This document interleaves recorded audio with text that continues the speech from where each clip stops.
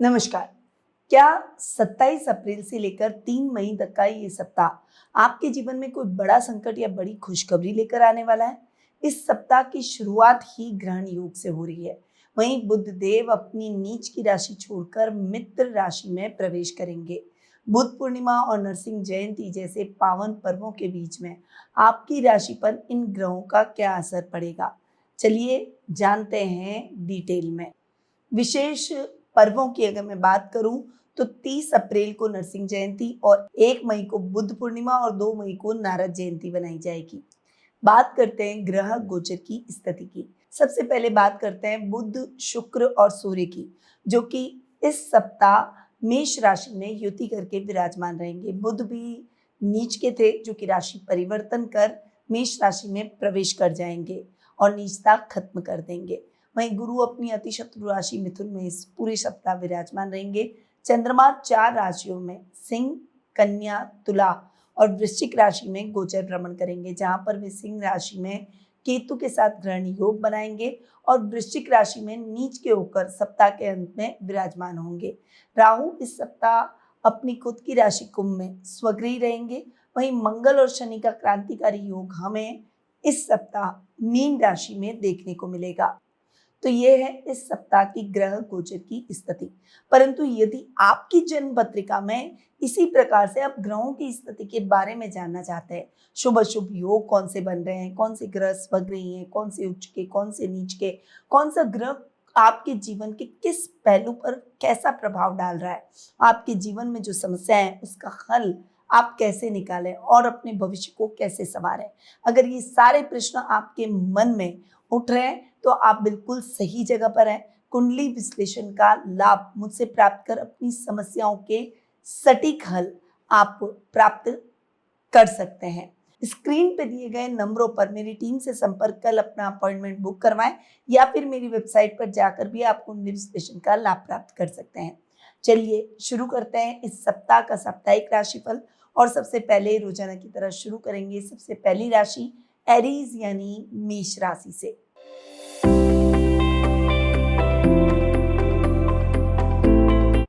आपकी राशि से चंद्रमा इस वीक 5th, 6th, 7th और 8th हाउस में गोचर भ्रमण करेंगे।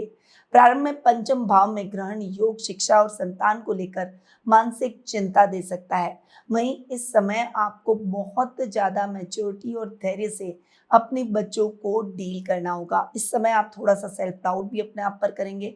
आत्ममंथन कर अपनी गलतियों को सुधारने का प्रयास जरूर करें। सप्ताह का मिड आपके लिए मिला जुला रहेगा। इस समय शत्रु परास्त होंगे और इस समय आप अपनी इच्छाओं को पूरा कर सकेंगे।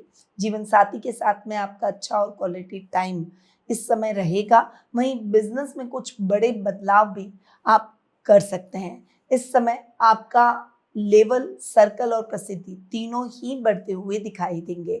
सप्ताह का एंड यानी वीकेंड आपके लिए इतना अच्छा नहीं है, क्योंकि अष्टम भाव का नीच का चंद्रमा आपके लिए नुकसानदायक साबित हो सकता है। इस समय वाहन चलाते समय विशेष रूप से सावधानी रखें। बुध का आपकी राशि में आना आपकी बुद्धि और संचार कौशल में इस सप्ताह वृद्धि करेगा। उपाय के तौर पर नरसिंह जयंती पर भगवान नरसिंह को गुड़ का भोग लगाएं। आपका शुभ रंग रहेगा लाल, शुभ अंक रहेगा 9 और शुभ दिशा रहेगी पूर्व दिशा। अब आते हैं टोरस यानी वृषभ राशि पर।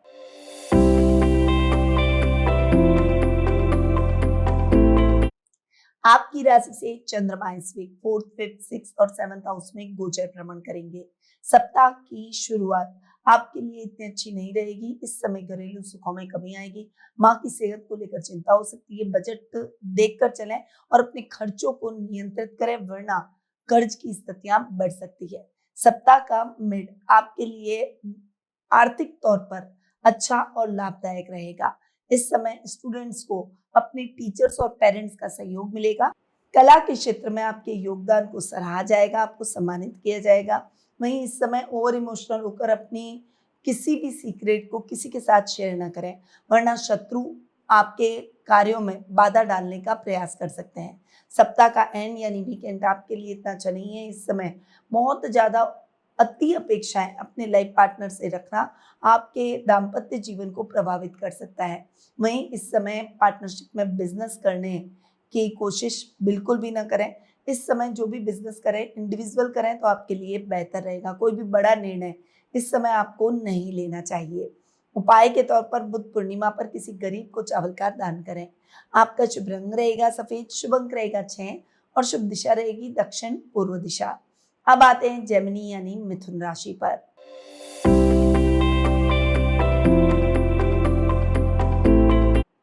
आपकी राशि से चंद्रमा इस वीक 3rd, 4th, 5th और 6th हाउस में गोचर भ्रमण करेंगे। सप्ताह की शुरुआत आपके लिए बहुत ही अच्छी रहेगी। इस समय आपके शत्रु परास्त होंगे। केतु और चंद्र की युति का नुकसान आपको बस इतना हो सकता है कि बहुत ज्यादा आपको वाद विवाद की स्थितियां अपने भाई बहनों से नहीं करनी है। थोड़ा सा शांत रहें, अपनी एनर्जी को पॉजिटिव वे में लगाने का प्रयास करें। सप्ताह का मिड आपके लिए मिला जुला रहेगा। इस समय वाहन खरीदते समय या नए घर, नई प्रॉपर्टी का सौदा करते समय थोड़ी सी सावधानी रखें। माँ का मार्गदर्शन लें, उनके मार्गदर्शन से आपकी समस्याएं दूर होगी। इस समय पढ़ाई में आपको बहुत अच्छे परिणामों की प्राप्ति होगी। आप अपने लक्ष्य को अर्जित करने में सफलता हासिल करेंगे। वहीं इस समय सोशल मीडिया पर भी आपके वीडियोस वायरल हो सकते हैं। सप्ताह का एंड यानी वीकेंड आपके लिए इतना अच्छा नहीं रहेगा। इस समय नीच का चंद्रमा आपके शत्रुओं को न्योता देगा, झगड़े से बचना होगा। इस समय आर्थिक स्थिति भी डावाडोल हो सकती है। रोगों के प्रति थोड़ी सी सावधानी रखें। उपाय के तौर पर बुधवार को गणेश जी को दुर्वा चढ़ाएं। आपका शुभ रंग रहेगा हरा, शुभ अंक रहेगा 5 और शुभ दिशा रहेगी पश्चिम दिशा। अब आते हैं कैंसर यानी कर्क राशि पर।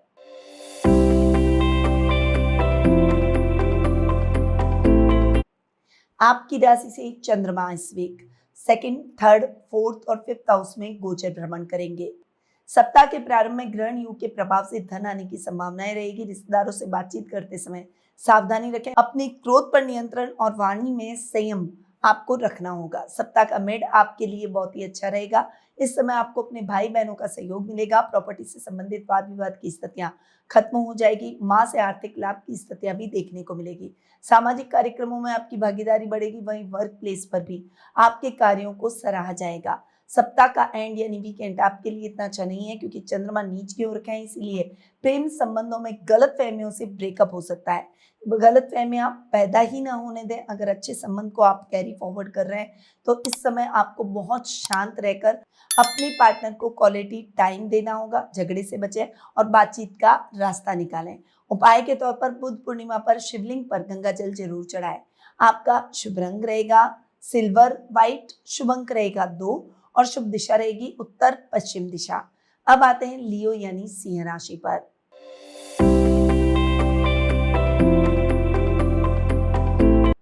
आपकी राशि से चंद्रमा इस वीक आपकी खुद की राशि दूसरे, तीसरे और चौथे भाव में गोचर भ्रमण करेंगे।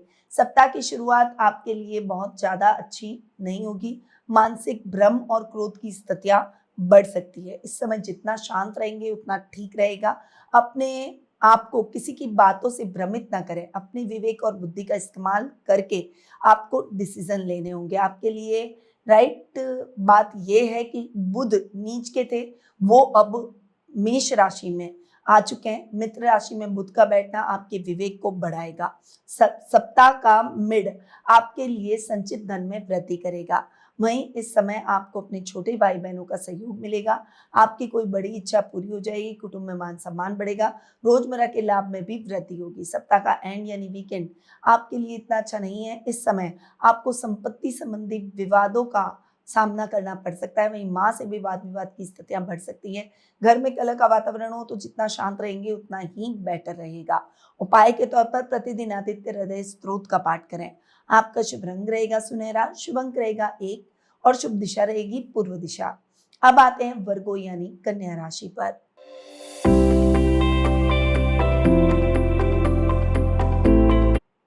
आपकी राशि से चंद्रमा इस वीक 12th आपकी खुद की राशि दूसरे और तीसरे भाव में गोचर भ्रमण करेंगे। सप्ताह की शुरुआत आपके लिए खर्चों से भरी रह सकती है। इस समय व्यर्थ की भागदौड़ में या अस्पताल पर खर्चे हो सकते हैं। इस समय आप पर झूठे एलिगेशन भी लग सकते हैं। आपको थोड़ा सा सतर्क होकर आगे बढ़ना होगा। सप्ताह के मिड में आपका व्यक्तित्व निखरेगा। इस समय आपको अपने कुटुंब का, पारिवारिक सदस्यों का सहयोग मिलेगा। घर में मांगलिक कार्यक्रमों की रूपरेखा भी रखी जा सकती है। सप्ताह का एंड आपके लिए इतना अच्छा नहीं है क्योंकि नीच का चंद्रमा छोटे भाई बहनों के साथ संबंधों में कड़वाहट ला सकता है। बहुत ज्यादा शांत रहे और पैतृक संपत्ति संबंधी विवादों को न छेड़े तो बेहतर रहेगा। उपाय के तौर पर पक्षियों को हरा मूंग खिलाएं। आपका शुभ रंग रहेगा हरा, शुभ अंक रहेगा 5 और शुभ दिशा रहेगी उत्तर दिशा। अब आते हैं लिब्रा यानी तुला राशि पर।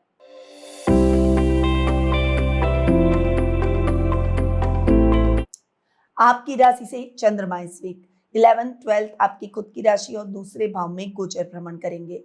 सप्ताह की शुरुआत आपके आय के संसाधनों में रुकावट ला सकती है।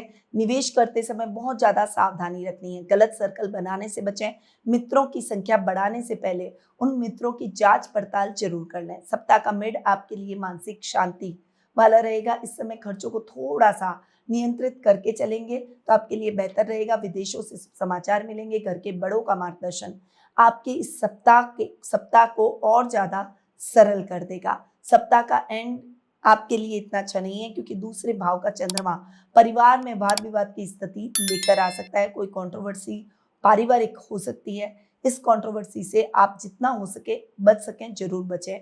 उपाय के तौर पर बुद्ध पूर्णिमा पर लक्ष्मी जी को गुलाबी फूल अर्पित करें। आपका शुभ रंग रहेगा आसमानी, शुभ अंक रहेगा 7 और शुभ दिशा रहेगी पश्चिम दिशा। अब आते हैं स्कॉर्पियो यानी वृश्चिक राशि पर।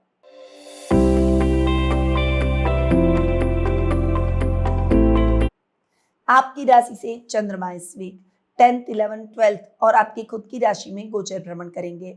सप्ताह की शुरुआत आपके लिए इतनी अच्छी नहीं रहेगी क्योंकि ग्रहण योग के प्रभाव से आप वर्क प्लेस पर पॉलिटिक्स का शिकार हो सकते हैं।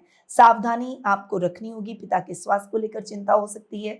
कुछ कार्य आपके अधूरे रह सकते हैं, इसलिए इस समय नए कार्यों की शुरुआत से पहले अपने पुराने पेंडिंग पड़े कार्यों को पूरा कर लें। सप्ताह का मिड आपके लिए बहुत ही अच्छा रहेगा। इस समय लेवल और सर्कल बढ़ेगा। मित्रों का सहयोग मिलेगा। घर के बड़े भाई बहनों की सहायता से आप किसी बड़ी समस्या का हल निकालने में सक्षम होंगे। इस समय आप जो भी कार्य करेंगे उसमें आपको सफलता मिलेगी। खर्चों को थोड़ा सा बैलेंस करके चलें। विदेशों से समाचार आपको प्राप्त होंगे। सप्ताह का एंड यानी वीकेंड आपके लिए अच्छा नहीं है। इस समय चंद्रमा नीच के, इसीलिए डिप्रेशन, अकेलापन आप महसूस करेंगे। इस समय बिल्कुल भी अकेले न रहें। अपने घर के बड़ों की सलाह आपके काम आएगी। उनके साथ थोड़ा सा क्वालिटी टाइम बिताएं। उपाय के तौर पर हनुमान जी के सामने चमेली के तेल का दीपक जरूर जलाएं। आपका शुभ रंग रहेगा मैरून, शुभ अंक रहेगा 9 और शुभ दिशा रहेगी दक्षिण दिशा। अब आते हैं सेजिटेरियस यानी धनु राशि पर।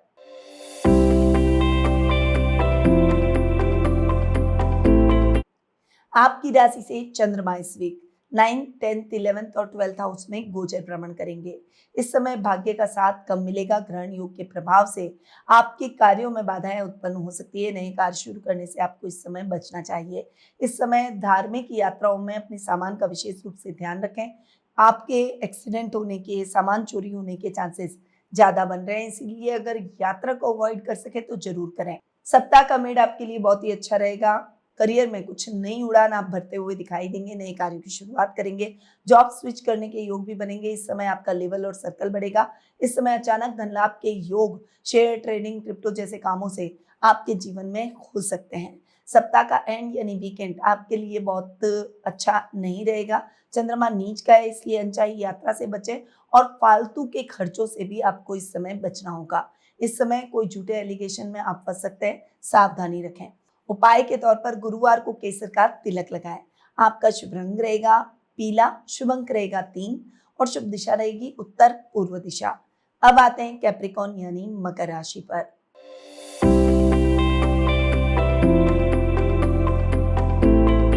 आपकी राशि से चंद्रमा इस वीक 8th 9th 10th और 11th हाउस में गोचर भ्रमण करेंगे। सप्ताह के स्टार्ट में ग्रहण योग के प्रभाव से चोट या दुर्घटना का भय हो सकता है। गुप्त शत्रु इस समय आपको परेशान कर सकते हैं। इस समय आपको बहुत बड़ी कोई भी रिस्क नहीं लेनी चाहिए। सप्ताह का मिड आपके लिए लंबी दूरी की यात्रा का रहेगा, परंतु यात्राएं आपके लिए सफल रहेगी। इस समय आध्यात्मिक कार्यों में भी आपका मन अधिक लगेगा। नया काम शुरू करना चाहते हैं तो इस समय आपको फंड जरूर मिल जाएगा। आपके पिता का मार्गदर्शन मिलेगा। काम में बड़ी सफलता के योग बनेंगे। प्रमोशन और अटके हुए इंक्रीमेंट के मिलने की भी संभावना बन रही है। सप्ताह का एंड यानी वीकेंड आपके लिए इतना अच्छा नहीं है। इस समय चंद्रमा नीच का है, इसलिए आय में कमी हो सकती है और मित्रों से कहासुनी का वातावरण भी उत्पन्न हो सकता है। थोड़ा सा संभल कर रहें। उपाय के तौर पर शनिवार को पीपल के पेड़ के नीचे सरसों के तेल का दीपक जरूर जलाएं। आपका शुभ रंग रहेगा गहरा नीला, शुभ अंक रहेगा 8 और शुभ दिशा रहेगी दक्षिण दिशा। अब आते हैं एक्वेरियस यानी कुंभ राशि पर।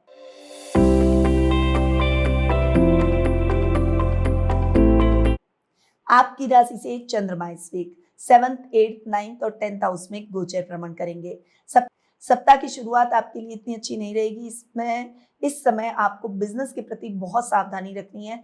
इस समय बिजनेस में कोई बड़ा नुकसान हो सकता है। वहीं दाम्पत्य जीवन में भी कहासुनी का वातावरण उत्पन्न हो सकता है। बातचीत का रास्ता निकालें। झगड़ों से आपको इस समय बचना होगा और अगर कोई नया काम शुरू करना चाह रहे हैं तो इस समय पार्टनरशिप में बिल्कुल भी ना करें। पार्टनरशिप में अगर काम ऑलरेडी कर रहे हैं तो पार्टनर की भावनाओं को नजरअंदाज न करें और उन पर नजर भी रखें। सप्ताह का मिड आपके लिए मिला जुला रहेगा। इस समय ससुराल में शुभ समाचार आपको प्राप्त होंगे। मांगलिक कार्यक्रमों की रूपरेखा रखी जाएगी। अचानक धन लाभ के योग बनेंगे। वहीं इस समय स्पिरिचुअल कामों में आपका मन अधिक लगेगा। भाग्य का साथ मिलेगा। लॉटरी खुलने के योग भी इस समय बनते हुए दिखाई देंगे। सप्ताह का एंड यानी वीकेंड आपके लिए इतना अच्छा नहीं है। इस समय कार्य क्षेत्र में आपकी छवि खराब हो सकती है। इस समय आपको अपने पिता के स्वास्थ्य को लेकर भी चिंता हो सकती है। उनका विशेष रूप से ध्यान दें। उपाय के तौर पर आपको बुद्ध पूर्णिमा पर जल का दान करना चाहिए। आपका शुभ रंग रहेगा नेवी ब्लू, शुभ अंक रहेगा 4 और शुभ दिशा रहेगी पश्चिम दिशा। अब आते हैं पाइसेस यानी मीन राशि पर।